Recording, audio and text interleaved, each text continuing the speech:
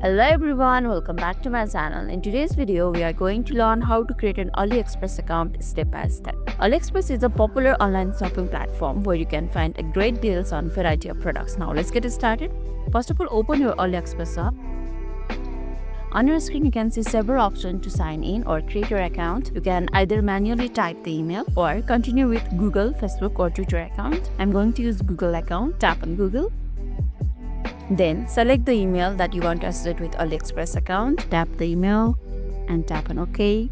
Then AliExpress will inform you that associating your email address will provide them your name, email address, language preference, and profile picture with AliExpress IS. You can even check out AliExpress IS privacy policy and terms and conditions. If you are okay with it, tap on continue.